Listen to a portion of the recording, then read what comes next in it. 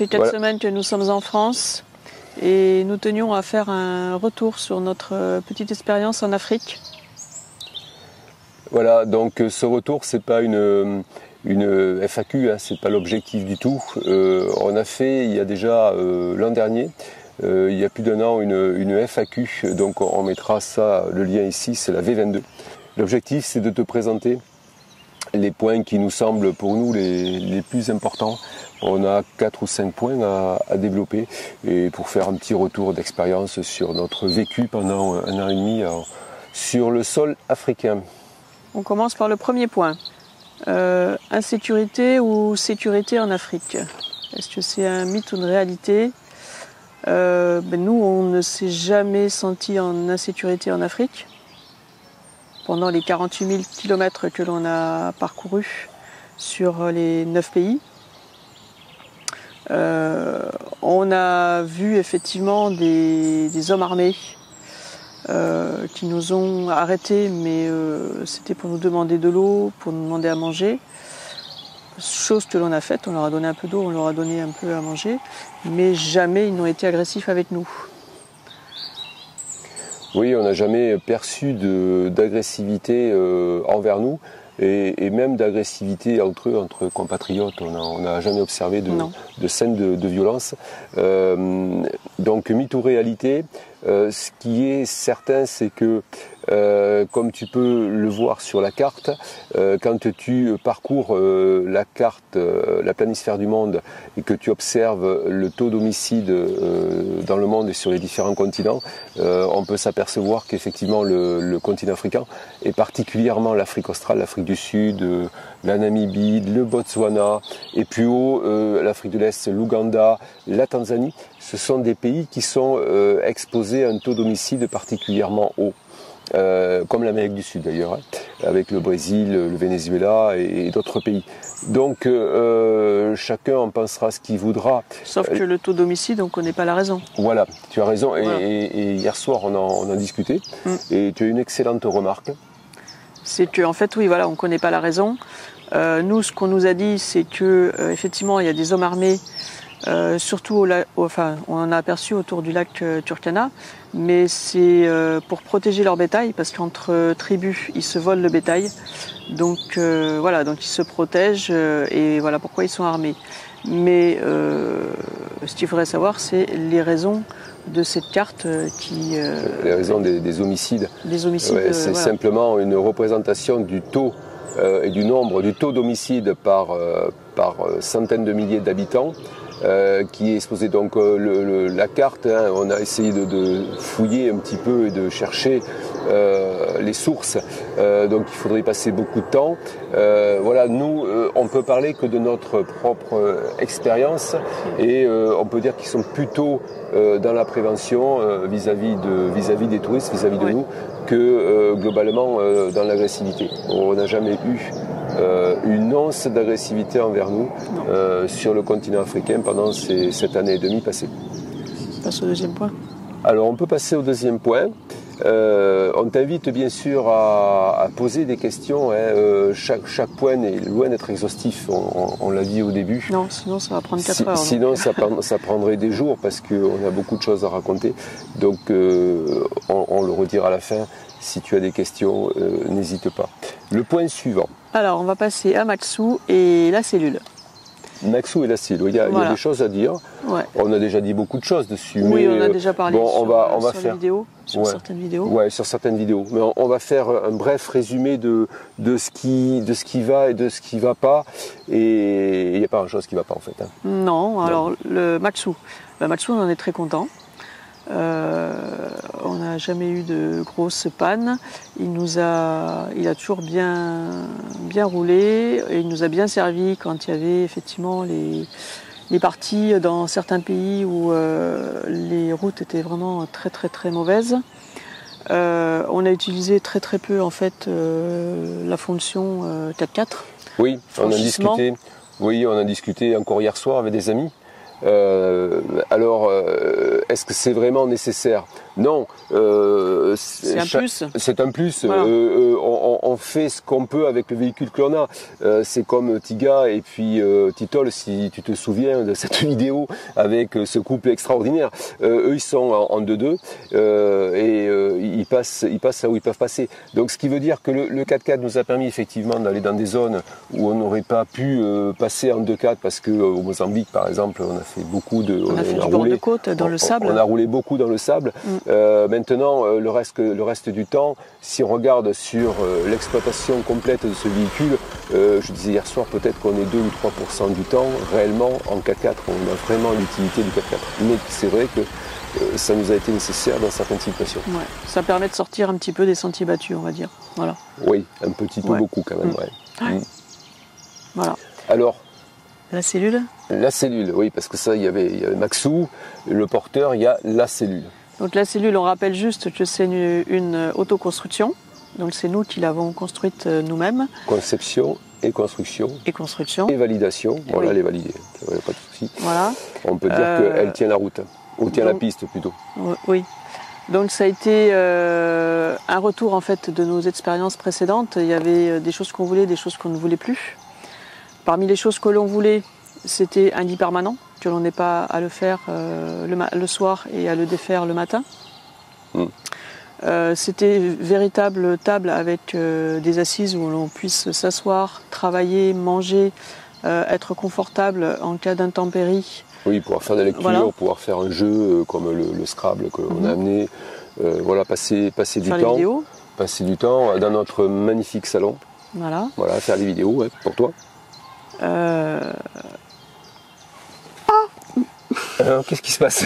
C'est un lézard. Il était en train de me machiner là. Il est là. Il était en train de machiner le pied. Je sentais un truc qui tapait contre mon pied. Alors, voilà, on a un lézard qui s'invite pendant la vidéo. La cellule, elle répond heureusement réellement à nos besoins. C'est notre retour d'expérience, comme tu l'as dit, qui nous permet d'avoir un peu bien ciblé, on va dire, la conception de cette cellule. Il manque néanmoins quelques petits points que l'on a relevés. En l'occurrence, bon, quand on a eu très très chaud au lac Turkana et dans d'autres régions d'Afrique, le soir, la nuit, c'est compliqué parce que ça a accumulé beaucoup de chaleur et le soir, ça restitue quand même de la chaleur et c'est pas bien ventilé malgré qu'on ait 4 ouvertures, 1, 2, 3, 4 ouvertures. Oui. On n'est pas bien ventilé, surtout quand il n'y a pas du tout d'air, c'est très très compliqué. Donc ça, on va y pallier avec des ventilateurs. On a acheté des petits ventilateurs parce qu'on s'en est fait prêter au Petit Passage, on leur fait un petit coucou, Édouard et Hélène, qui nous ont prêté des ventilateurs. Et je ne sais pas si Philippe et Anne aussi nous ont pas prêté à un moment donné un ventilateur, je ne sais plus. Oui. Bon, Édouard et Hélène, c'est sûr, donc petit coucou au passage à Édouard et Hélène, s'ils regardent cette vidéo. Ils nous ont prêté des petits ventilateurs dont on s'est servi toute la nuit et ça nous a bien rendu service. Donc ce point, le point 1, c'est le manque d'air, le manque de ventilation. Ça c'est assez contraignant, on va dire. Et après, on va passer à le deuxième point, non, la partie cuisson, si vous voulez parler. Non. La partie, oui, un petit peu cuisson. Oui, tu as raison. Ouais, vas-y. On voulait pas du tout de. T'es plus souvent en cuisine que moi. Non. On partage toutes les tâches en fait. On voulait pas de gaz en fait dans le véhicule par rapport justement au shipping. On nous avait dit qu'il y a des fois c'était un petit peu contraignant pour faire recharger la bouteille de gaz, les interfaces qui n'étaient plus les mêmes. Donc on s'est dit non, on va pas prendre de gaz et donc on a pris cette plaque qui fonctionne au gasoil. Oui. Voilà. On en est content, sauf que oui, ça marche bien. Ça pompe beaucoup au démarrage sur la batterie. Ça pompe beaucoup d'énergie au départ parce que c'est le petit coin technique. Oui, je te laisse c'est le petit volet technique pour ceux qui aiment la technique. En fait, c'est une micro-chaudière au gasoil et pour initier la chauffe, en fait, c'est comme sur un moteur, il y a des petite bougie de préchauffage qui chauffe l'enceinte, et une fois que c'est bien chaud à la température, on vient injecter du gasoil. Donc ces petites bougies de préchauffage, elles consomment, c'est des gros consommateurs d'énergie parce que ce sont des résistances, et ça nous pompe beaucoup d'énergie au démarrage. Voilà. Après, l'avantage, c'est que bon, il y a deux feux, on peut mettre deux choses en même temps sur la plaque.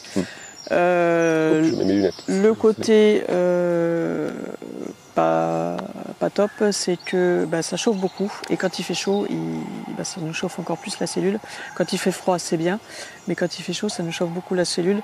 Donc c'est pour ça que l'on avait acheté un petit chauffage réchaud d'appoint que l'on met dehors, et en plus comme ça on n'a pas les odeurs non plus dans la cellule, c'est bien aussi. Ça tu l'as vu fonctionner, hein, voilà. C'est un petit réchaud qui marche à l'essence, au pétrole, donc ça c'est pratique, et on le met à l'extérieur. Donc en fait, pour résumer, on a une cuisine d'intérieur, voilà. Parce qu'en fait c'est luxe, hein, ce qu'on a à notre affaire. On a une cuisine d'intérieur, on a une cuisine d'extérieur, voilà, il ne manque plus que la piscine, ça c'est pour plus tard. Voilà.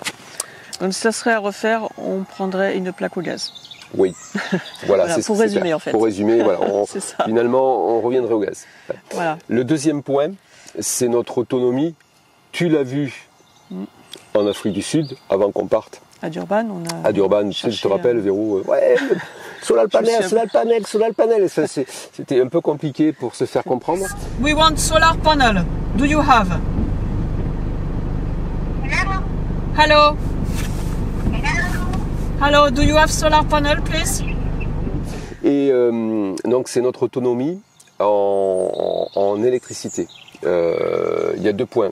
Notre premier panneau solaire, l'initial qui faisait 120 watts, il est un petit peu short pour alimenter tous nos équipements qui sont consommateurs, en l'occurrence l'ordinateur, les ordinateurs qui nous consomment quand même beaucoup d'énergie. Et donc ça c'est le premier point. Donc tu l'as compris, on a acheté, tu l'as vu, un deuxième panneau solaire de 340 watts, donc on va avoir 460 watts installés sur Maxou. Là je pense qu'on va être confort, on pourra rester en complète autonomie. Plus la batterie qui a été changée. Plus une batterie, on passe d'une 50 ampères, c'était vraiment petit comme capacité, à une 100 ampères. Donc on double la capacité de notre batterie. Je pense qu'avec ça, on va être plutôt confort. Donc voilà, pour ceux qui regardent cette vidéo, je pense à Domi qui se reconnaîtra, qui nous a posé la question qu'est-ce qu'on ferait pas, qu'est-ce qu'on améliorerait. Pense surtout à ton autonomie. Nous, on a vu un petit peu juste. Ça dépend en fait de ce que tu fais. Ça dépend de ce qu'on fait. Si les gens font que des campings, l'autonomie, on va dire, il n'y en a pas vraiment besoin. C'est surtout si on veut faire du camping sauvage. Donc là, en Amérique du Sud, on va faire, je pense, beaucoup de camping sauvage. Donc on aura besoin d'être autonome en électricité et en eau. Mais ça, c'est bon, il n'y a pas de souci. Nous, de ce côté-là, on a 100 litres d'eau.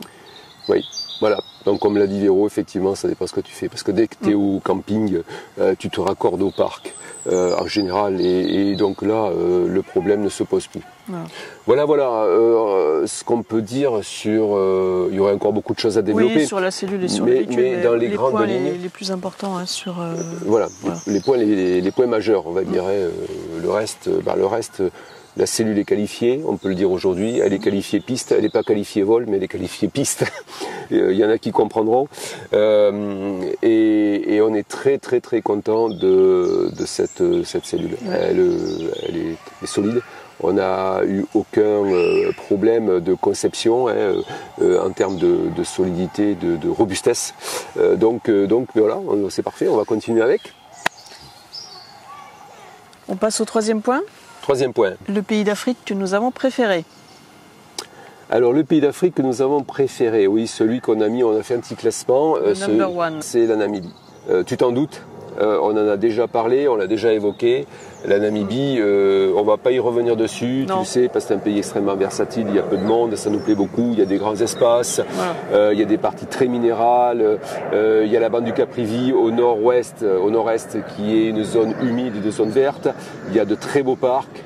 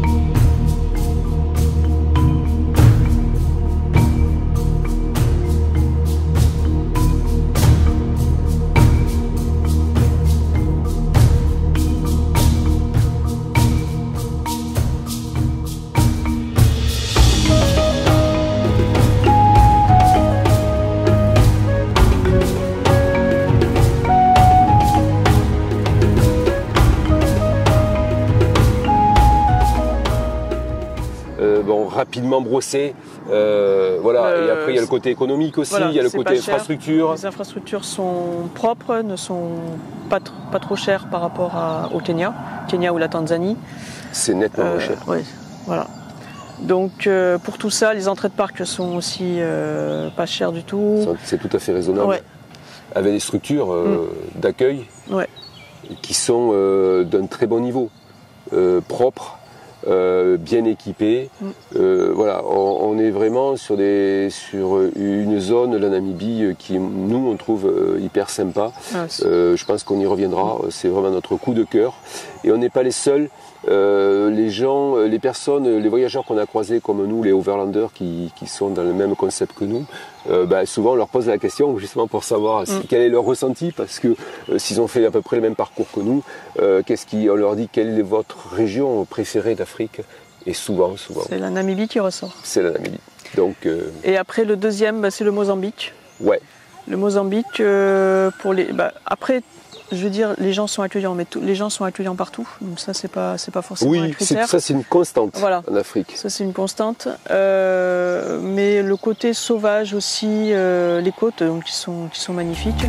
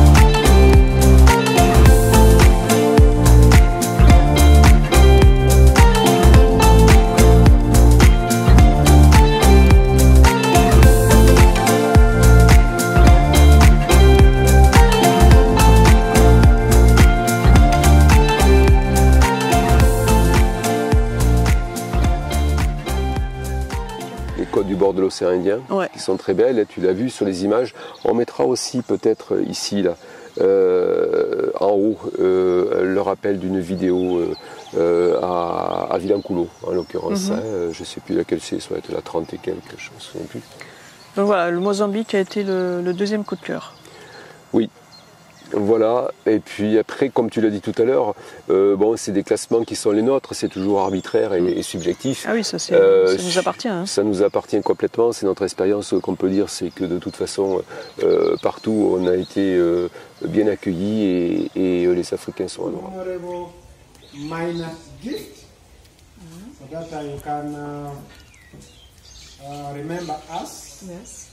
Allow me to hand over this gift to you.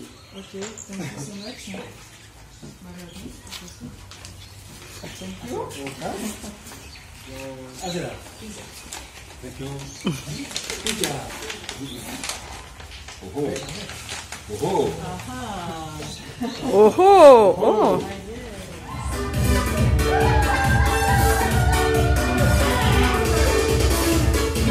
Voilà pour le point 3 sur quel est le pays qui nous a le plus accroché.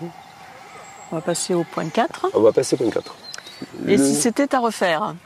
Et si c'était à refaire, est-ce que tu penses qu'on le referait? C'est une bonne question. On le referait, mais certainement autrement. Oui. Parce qu'avec le recul, on a trouvé qu'on avait beaucoup trop roulé. On a fait donc 48 000 km en 16 mois, 18 mois. Ouais. C'est beaucoup trop et on n'a pas assez profité, enfin à notre avis, on n'a pas assez profité du moment présent, de l'instant où on était, des gens avec qui on était, de l'endroit où on était. Et ça, c'est avec regret, on va dire, en y repensant maintenant. Rétrospectivement, oui, on peut dire que on aurait pu profiter. On est passé, on a eu des opportunités qui se sont présentées. Je pense à Rafaela, Jinja. On a on a saisi cette opportunité de pouvoir travailler dans une communauté qui s'appelle Coop Africa. Dans une association. Une association ça a été absolument fantastique. On remettra ici une des 2 vidéos que l'on a tournées à Jinja pendant notre travail dans cette association. Voilà, on a raté des opportunités qui se sont présentées, des belles opportunités, je dis comme Rafaela, il y en a eu d'autres. Oui, des communautés où on s'est arrêté une journée et puis on aurait pu s'arrêter plusieurs jours et créer des liens et puis s'immiscer un petit peu dans leur vie et comprendre un petit peu comment ils vivaient. Et comment ils fonctionnent. Et pour toi aussi pouvoir, parce que tu nous l'as tu nous as souvent posé cette question, on aimerait, c'est une affirmation, on aimerait plus voir l'autochtone, comment ça se passe sa vie. Mais on l'a déjà dit, c'est très très compliqué parce que tu peux pas arriver comme ça avec une caméra et mettre l'objectif dans la tête de l'autre en lui disant vas-y, montre-moi ce que tu fais. Il faut d'abord créer un lien. Ça c'est très important comme tu l'as dit. Donc ça demande de se poser, de se faire apprécier, d'apprécier l'autre, de nouer, de créer un lien social. Et à partir de là, tu peux commencer à travailler avec eux et éventuellement sortir la caméra et filmer. Ça, c'est acceptable. Donc, ça, c'est une erreur, je pense, de débutant, on va dire. Deuxième erreur de débutant, parce qu'il y a eu l'erreur de débutant il y en a 1 an et demi. Je ne sais pas si tu te souviens, c'était la vidéo 3, je crois, ou 3 bis. Ouais. Donc, ça, c'est la 2e erreur de débutant. Et on va essayer de... Et ce qu'il y a aussi, je pense qu'on voulait tout voir. Oui. Donc, c'est pour cela aussi que l'on a beaucoup roulé. Mais on ne peut pas tout voir. Donc ça, c'est aussi une leçon qu'on a apprise. C'est qu'on ne peut jamais tout voir. Si, on voit tout, mais vite fait. Donc pour notre prochain périple, c'est que... Le 2e chapitre. On en fera peut-être un petit peu moins. Ou d'endroits. Oui. Ça sera moins quantitatif, mais je pense que ça sera plus qualitatif. Tout à fait. On va essayer. C'est l'objectif qu'on se donne, en tout cas. C'est l'objectif qu'on se donne, oui. On verra si on est capable de l'atteindre. Ouais. Donc, c'était quoi ce point-là déjà? J'ai zappé. Si c'était à refaire. Si c'était à refaire, ouais, si c'était à refaire. Alors oui, ce qu'on peut dire oui, si c'était à refaire, en modulant. 1000 fois oui, on le referait, mais autrement. Oui, mais autrement, voilà. Parce que l'Afrique est quand même un pays vraiment magnifique. Les gens sont adorables. Un continent. Oui, un continent. Les gens sont adorables. Et oui, c'est sûr que, bien sûr, on y retournerait avec grand plaisir. Voilà. On ne va pas développer ici des sujets qui sont longs, qui sont des fois un petit peu ambigus sur la pauvreté. On aurait beaucoup de choses à dire. On en parlait encore ces derniers jours et c'est pas l'objet de la vidéo.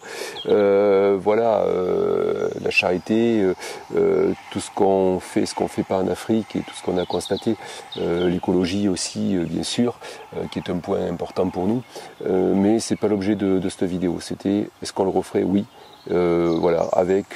en modulant un petit peu et en voyageant un petit peu différemment. Alors il y a une question qui me vient en tête qui n'était pas prévue normalement. Mais c'est pas grave. C'est une question qui nous a été posée. Qu'est-ce que vous retiendriez de l'Afrique? Moi, ce que je retiendrai, c'est, comme tu le disais à l'instant, c'est qu'effectivement il y a de la misère, mais malgré la misère, ils ont toujours le sourire. Et ça, c'est une bonne leçon de vie. Ils ont toujours la banane. Toujours. Alors, ça, c'est ce qu'on a retenu, c'est une leçon de vie. Et aussi, l'autre leçon pour moi, perso, l'Africain est zen, il est calme, il s'énerve pas et il comprend pas d'ailleurs pourquoi tu t'énerves, parce que ça nous est arrivé. Nous, on est bouillants en fait, occidentaux, parce qu'on veut que ça aille vite, on est toujours pressé. L'Africain, lui, non, mais pourquoi tu t'énerves en fait? C'est pourquoi tu t'énerves. Et ça, c'est une bonne leçon de vie parce que il n'y a pas en fait. Tu t'engueules pas avec l'Africain. Non. tu es en désaccord, ok. Tu discutes, ok, calmement, posément. Et puis ça se règle aussi bien. Hein. Et ça se règle. Sans s'énerver. Sans s'énerver, ça se règle. Voilà. Et tu te rends compte que les problèmes se règlent quand même. Donc ça, c'est une bonne leçon. Tu n'attrapes pas d'ulcère à la fin. Non. Voilà. En fait, c'est ça. Ouais. Donc c'est une excellente remarque, effectivement. C'était à mettre en point aussi, en point d'honneur sur cette vidéo. Alors le dernier point, on va l'aborder. Le dernier point, c'est un point léger en fait. Oui. Les autres étaient plus, c'est pas qu'ils étaient plus graves, mais voilà, c'était pour faire ressortir un petit peu notre sentiment, nos ressentis. Hein. Le dernier point, c'est quelque chose de plus léger. On va parler des indispensables en voyage. Qu'est-ce qu'il ne faut pas oublier en fait pour quand nous, tu hein. pars. Alors pour nous, c'est toujours pour nous. Alors il y a des choses qui sont partagées, on a discuté avec d'autres overlanders, c'est quand même partagé. Ça revient souvent, certains objets. Qu'est-ce qui est indispensable et que tu ne dois pas oublier quand tu quittes le continent européen? Voilà. Pour nous, c'est la raquette électrique pour les moustiques. Raquette à moustiques, indispensable. Indispensable. À moins que tu sois équipé d'une bonne moustiquaire, mais même dans tous les cas, c'est indispensable. Oui, il y en a quand même besoin. Ouais. Donc ça, c'est vraiment indispensable. Ça nous a été bien utile, surtout dans des pays où il y a le palu qui circule. Donc même avec la crème, les vêtements longs, pantalons et puis t-shirt à manches longues. La raquette, après, quand on est au lit, reste quand même indispensable quand on est dans la cellule. Disons que c'est ton ami de toutes les nuits, la raquette à moustique. Elle n'est jamais très loin, elle est d'un côté ou de l'autre et souvent elle vole, quoi. Voilà. Après, le deuxième, pour toi. Le deuxième point indispensable, je ne sais pas, je n'ai pas révisé, je ne me souviens plus, donc il ne doit pas y avoir un point très... Le réchaud extérieur. Ouais, le réchaud extérieur. Oui, c'est vrai, le réchaud extérieur, mais parce que nous, on l'a expliqué, on a un coin cuisine qui est équipé de cette fameuse chaudière gasoil, donc qui n'est pas toujours pratique, comme on a pu le dire. Bon, oui, donc est-ce que c'est indispensable? Oui, non. C'est quand même bien. Pour nous, c'est quand même bien. Les autres peut-être pas, mais pour nous, ça a été un peu indispensable. Voilà. Absolument.